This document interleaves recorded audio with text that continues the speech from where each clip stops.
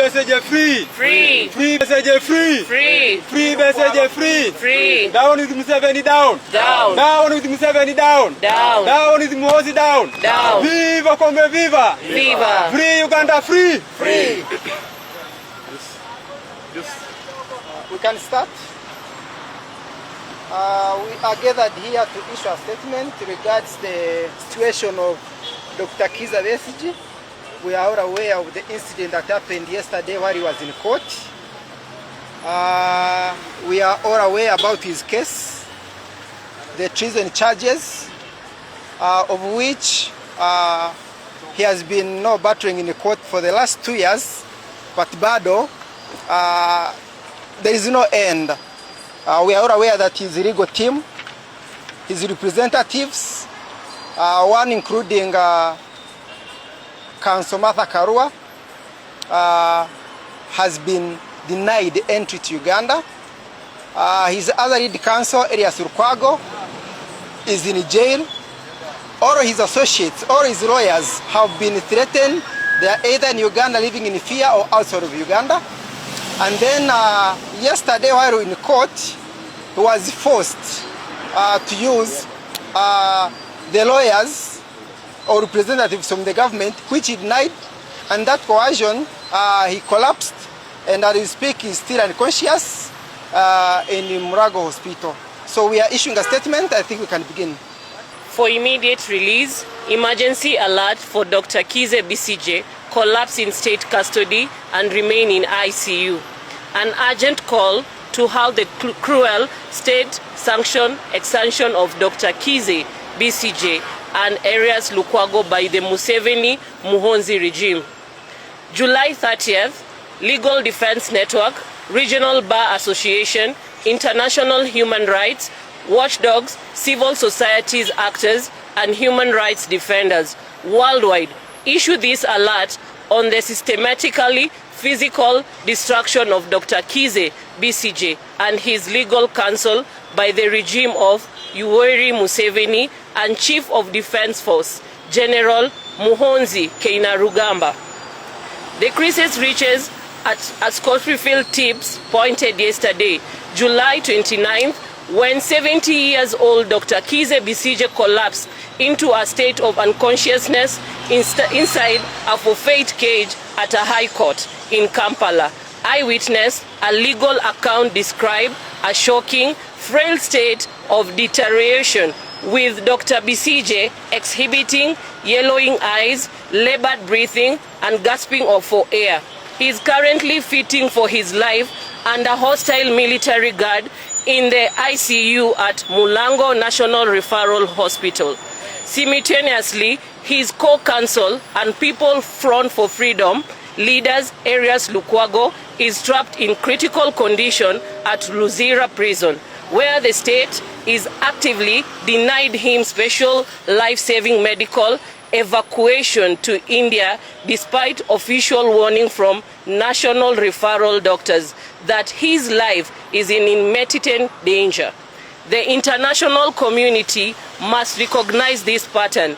The Museveni-Muhoozi junta is utilizing weaponized medical neglect and administrative torture to eliminate its critics.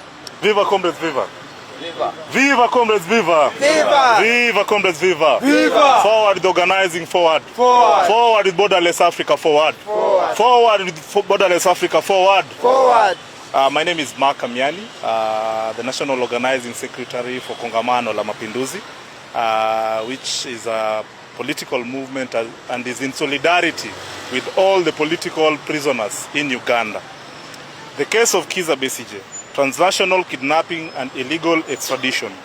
The current life-threatening hospitalization of Dr. Kizza Besigye is the direct result of lawless cross-border security operation executed in absolute violation of territorial sovereignty and international law.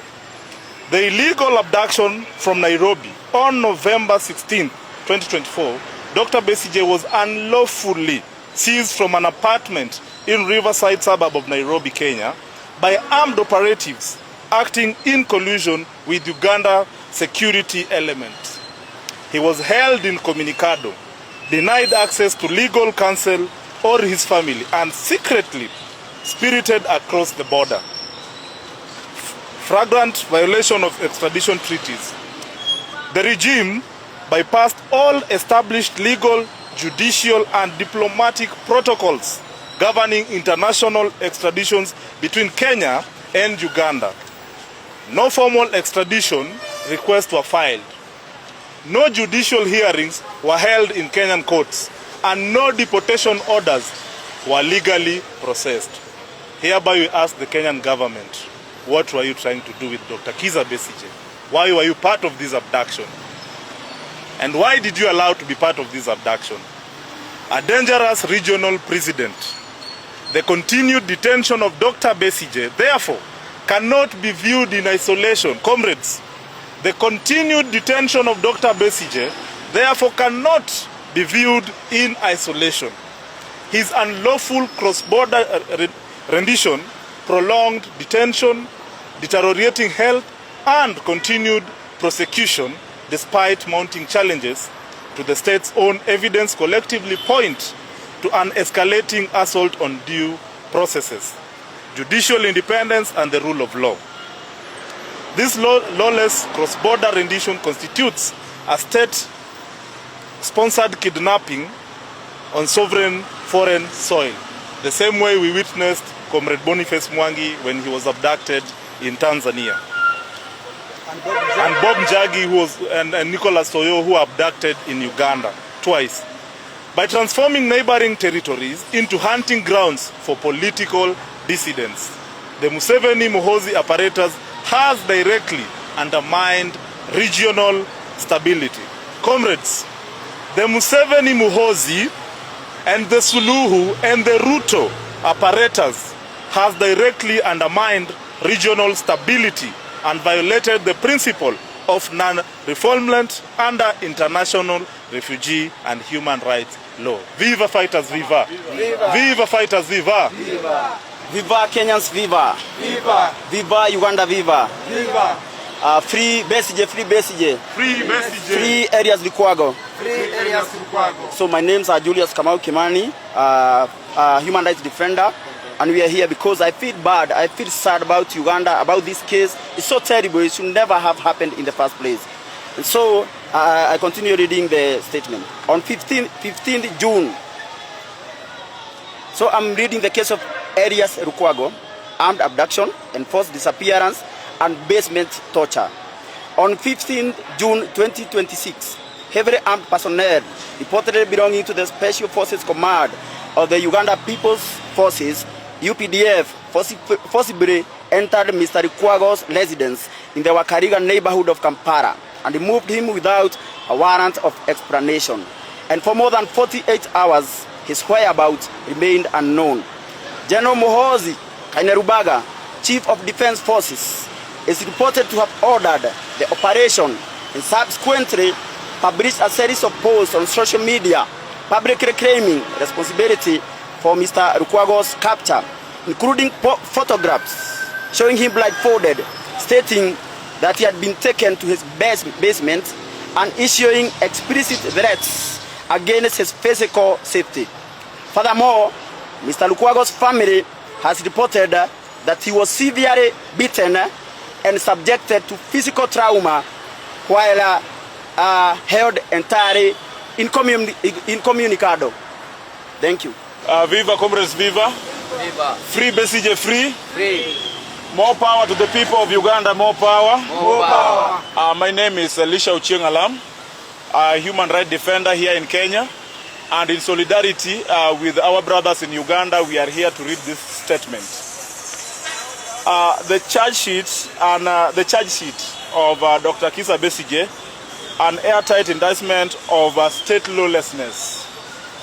Beyond the humanitarian emergency, serious questions are now being raised about credibility and internal consistency of the prosecution on evidence.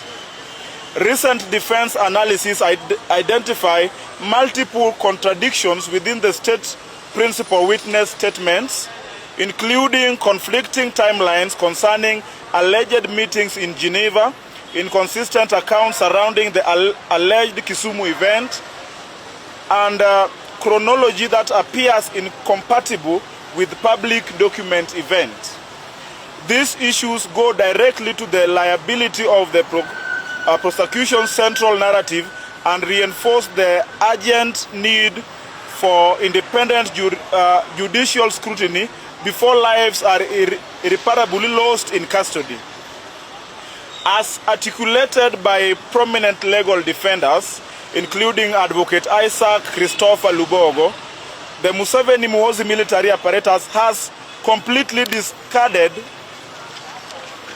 the facade of constitutional state.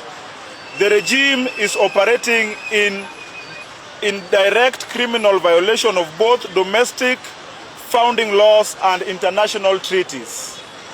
Defiance of APEC judicial power. The regime continued to hold Dr. Besigye in total defiance of the January 31st, 2025 Supreme Court of Uganda ruling, which explicitly ordered his release. This open executive defiance violates Article 126, Section 1 of the Constitution of Uganda, which affirms that judicial power is derived from the people.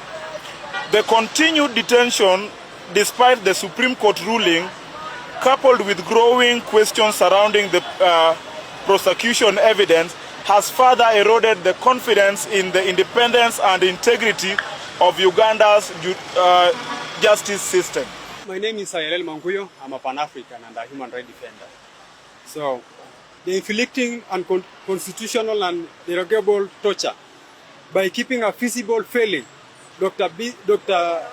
Besigye and Lord Mayor Erias Lukwago in a toxic prison condition. While denying the medical care, the state is violating Article 23, 24, and 44 of the Uganda Constitution. Those articles protect non-derogable rights and strict prohibit any form of cruel, inhuman, and degrading treatment. Operating defiant illegal military courts, the Supreme Court's landmark ruling explicitly declared that civilians can no longer be tried by military court under Article 28, Clause 1 and 210. Because the military tribunals have zero legal jurisdiction over civilian, any prior or ongoing military charges against Dr. Kizza Besigye are illegal and void. His holding is no longer a legal process. It is a lawless executive hostage situation. Violation of the UN Mandela rules by actively blocking Erias Lukwago's medical evacuation to India and keeping Besigye under hostility military lockdown. The junta is direct violation of Rule 27 of the United Nations Standard Minimum of Rules for the treatment of prisoners, the Mandela Rules, and Article 16 of the Africa Charter on Human Rights and People Rights, which mandate the immediate transfer of illegal detainees to specialized medical institutions. Those obligations exist irrespective of the charges faced by detainees and require authority to preserve life and dignity while legal proceedings continue. The targeted destruction of the legal defense to ensure opposition leader dies without access to fair trial or public voice. The regime has carried out brutal campaign to decapitate their illegal representation. People power. Our power. People power. Our power. People power. Our power. Our power. People power. The targeted destruction of legal defense to ensure opposition leaders die without access to a fair trial or a public voice. The regime has carried out a brutal campaign to decapitate their legal representation. The medical hostage taking of Erias Lukwago, jailed on trumped-up prison charges, Kampala Road Mayor Erias Lukwago is experiencing severe systematic health failure. A medical evaluation from the executive director of Mulago National Referral Hospital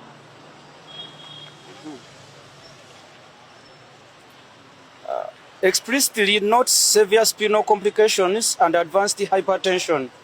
appearing via Zoom, Lukwago pleaded, "I need to be in India immediately if my life is to be saved." The state has repeatedly adjourned his bail hearings, effectively handing him a slow death sentence to block him from resuming Besigye's legal support.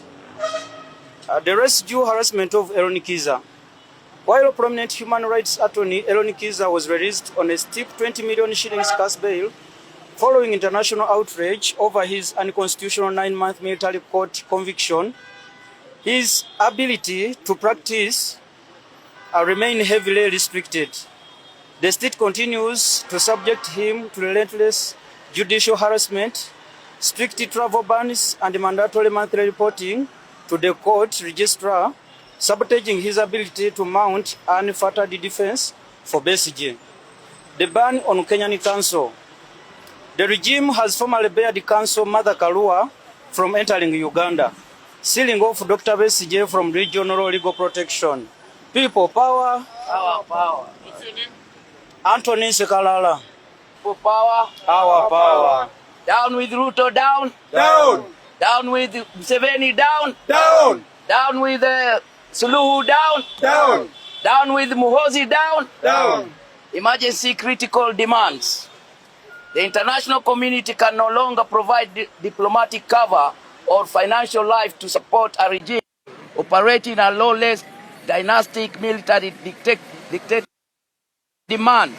Number one, immediate release of Dr. Kiza Besigye on humanitarian grounds. Court order authorities must immediately grant unconditional bail to Dr. Besigye to permit urgent specialized medical treatment. Drop all political motivated charges against Dr. Besigye and Haj Obidi Lutale, and permit an independent international medical team to oversee Besigye ICU recovery. 2. Immediate release of Erias Lukwago. Authorities must immediately grant unconditional bail to Erias Lukwago to permit urgent specialized medical evacuation to India to save his life. 3. Target the Museveni Muhozi enablers. Global magnetic sanction. The US, UK, and EU must freeze the foreign bank accounts, offshore assets, and luxury real estate holdings of President Yoweri Museveni, General Muhozi Kainerugaba, and prison commanders directly supervising the medical starvation of Lukwago and Besigye. 3. The immediate suspension of global security funding. Foreign government must immediately cut off all military hardware sales, training aid, and intelligence sharing grants given to the Uganda People Defense Forces, UPDF. Global taxpayers must not fund a military command that openly tortures lawyers and abducts political opponents from neighboring sovereign democracies. My name is Michael Ngige, aka Jomo Kenyatta Jr. Thank you. Viva Congo, viva! Viva! Viva Congo, viva! Viva! Down with Museveni, down! Down! Down with Muhozi, down! Down! Down with Sulu, down! Down. So in conclusion, I just want to say that Uganda is breeding. Uganda is breeding. Museveni and his son Muhozi are just a project of pain, murder, torture, enforced disappearances, all that Ugandans have never asked for. There are hundreds and hundreds of opposition critics, especially allied to NUP, who are rotting in jails, 2 years, 3 years, 4 years. No court undertakings. Many of them are in basements.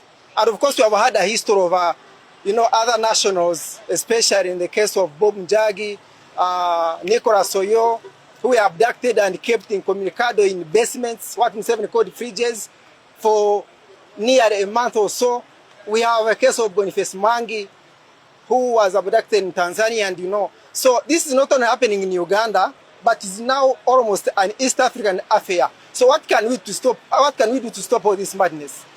As we have said, the international community and all associates of the human rights should come through, because if nothing happens, Uganda will no longer be a country. It's a terror or a dungeon of murder, torture, of which many people are afraid to speak out. So I thank all the voices that come through to talk and condemn all these atrocities that are happening in Uganda. Thank you. Viva, comrade, viva! Viva! Viva, comrade, viva! Viva! I'm a Ugandan journalist and I'm a political journalist as well. I'm Douglas Kesegawa. I come from Uganda. What I can really say, Ugandans, we have betrayed Dr. Kizza Besigye. To be honest, for the years Dr. Kizza Besigye has spent in prison, Ugandans have been very inert in actually putting out a demonstration for them to make sure that Dr. Kizza Besigye, who has been in prison for approximately 20 years, to be released. And when Museveni came out, was very sarcastic on the situation of Dr. Kizza Besigye. And Dr. Erias Lukwago, the condition Dr. Erias Lukwago is in currently is really very misery, because when you look the way the judiciary in Uganda operates, it's really, what can I even really say? I've covered a lot of stories. I've actually gone to prisons. I've wrote articles in different newspapers, but I feel very sad because the government of President Museveni and the son, Muhoozi Kainerugaba, have really done injustice to the Ugandans. Ugandans seem to be having peace, but ironically they aren't. People are in jail, people are rotting in jail, and they're not brought to book in order for them to be sentenced. People are actually abducted in broad daylight, and Ugandans that they are inert, keeping quiet. It really pains me a lot. As a journalist, I've really discovered that Ugandans are very timid. Ugandans, please, you wake up. Wake up. That is your country. That is your motherland. It's better for you Ugandans to wake up, because the moment you sleep up, trust me, they are creating a dynasty. And that dynasty is actually circulating from the father to the son, now to the grandson. Time to come. I beseech you Ugandans and all international organizations to come actually in hand to help Ugandans to make sure that they really fight for their rights. Ugandans, we are becoming very extinct. We are hibernating. What is wrong? Kenyans are becoming more aggressive, and they're actually putting Ruto onto the nail, and they're saying Ruto one term. Why can't we Ugandans do that to President Museveni, who has really ruled us for approximately 45 years? Now he's going to make approximately half a century. What are we really doing? I feel very, very upset, and I'm very tragic on this. Ugandans, we should wake up. Free Dr. Kizza Besigye, free Erias Lukwago, and free all political prisoners. That's what I can really say. I'm Douglas Kesegawa. Thank you. My name is Sheikh Muhammad Khan. Basically, I'd just like to add to the abductions of the political leaders in Uganda. We also had recently, just yesterday, our Dr. Victoria Ntunya Mutiso was killed in cold blood. We would also like to call on the Kenyan government. Where is this country headed to? Why can't we live peacefully? Why can't we move around? Why should a person just be killed just because of a small dispute? So you want the police forces, especially Mr. Lagat, to be answerable to this, so that our doctors and our engineers don't start running away from this country because they fear for their life. Thank you. Kwa majina ni Felix Wambua, na tumekuja hapa kutia ndugu zetu Waganda moyo kwamba ipo siku haya yataisha. Lakini kabla yaishe, dunia ni lazima ijue kwamba Museveni mambo anayoyafanya ni yale yale yaliyofanyika kule Tanzania kwa Mheshimiwa Tundu Lissu. Tuliona makosa ya uhaini yalimwekelewa Mheshimiwa Tundu Lissu, akakataa mawakili wake ndio akajiwakilisha, na hivyo ndivyo Besigye alivyotaka kufanya ili yeye mwenyewe aweze kujiwakilisha. Tumejua kwamba serikali za jumuiya yetu zime weaponize the judicial system. Independent bodies are no longer independent. I want to send a message to all the enablers of these atrocities happening within the region that today you are loyal to a murderer. Today you are going to be loyal to serve justice that favors one who is killing democracy within the region. But when day comes, it shall be your eyes are on the judicial bodies. The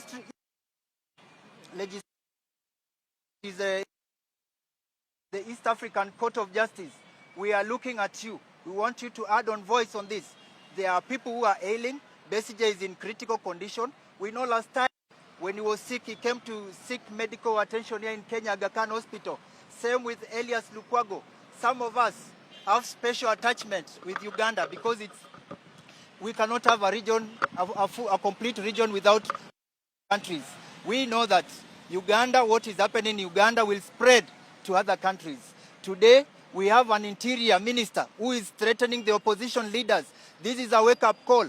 Whatever is happening to opposition leaders in Uganda could happen to you, Mr. Gachagua, could happen to you, Kalonzo. You need to add on voice into this. As you go to seek out your votes, we want to know and hear about your international policies, because we cannot live as an island, as a country. Thank you. Felix Wambua.